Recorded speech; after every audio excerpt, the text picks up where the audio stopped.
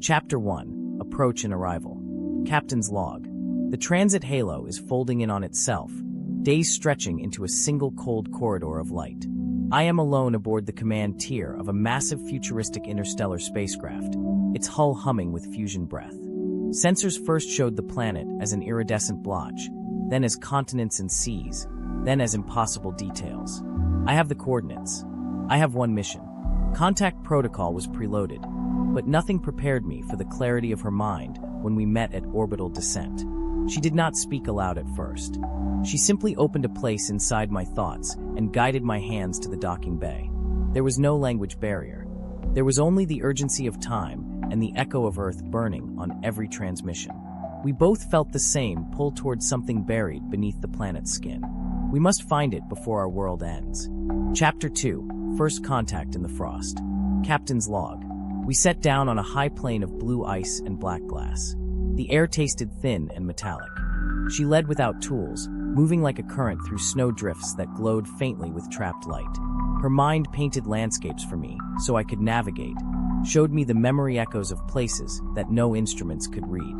We found a marker at the rim of a crevasse, an impossible glyph carved into glassy ice. The glyph hummed faintly beneath my gloves. It told of an older network and the first breadcrumb path toward the device. The planet remembers in its bones. We sleep with the engines quiet, listening to the ice breathe.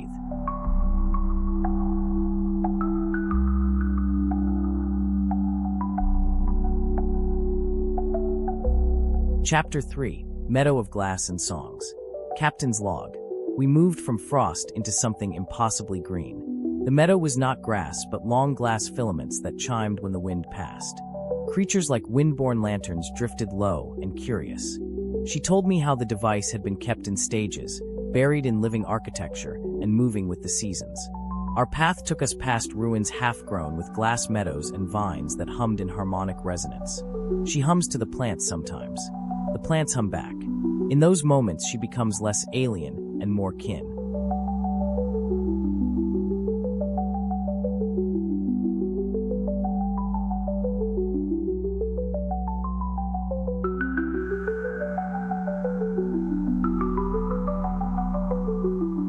Chapter 4. The Jungle of Whispers and Ruins. Captain's Log. The jungle was a cathedral of color and breath. Vines braided through collapsed spires, and machines lay like sleeping beasts beneath leaf and fungus. She walked ahead, eyes closed, and I kept my hand on the hull of an ancient sentinel to steady myself. Her mind reached across root and rust, negotiating with the planet's living memory. We found a vertical city half submerged by a tangle of flora, its towers still humming with low-frequency data. In a hollow under a tower, we found a map embedded in living wood, and the map pointed into desert and stone. The device is further down the chain than we anticipated.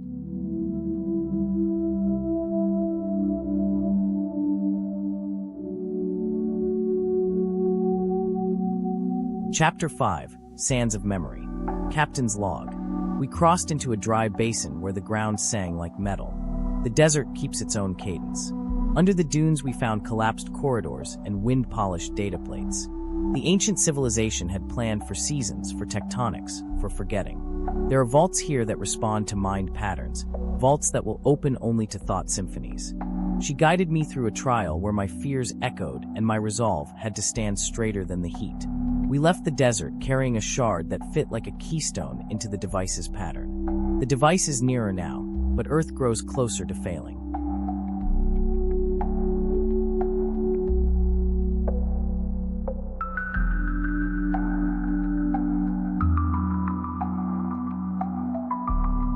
Chapter 6. Ruined City of Light and Circuit. Captain's Log. The ruins here are older than any map. Towers lay like ribs across a shallow sea of glass and dust. Data ghosts flicker in broken windows, showing fragments of lives that were once modeled into machines. She pushed deeper into the city's heart, calling to dormant arrays with thought waves. I felt pieces of history slam into me, moments of triumph and final goodbyes echoing when a shield failed long ago. At the center we found a chamber with rotating lenses and a pedestal shaped to receive the shard. The pedestal pulsed at our approach. The device is within reach, but it demands a mind that can sing with it and hands that can feed it the key.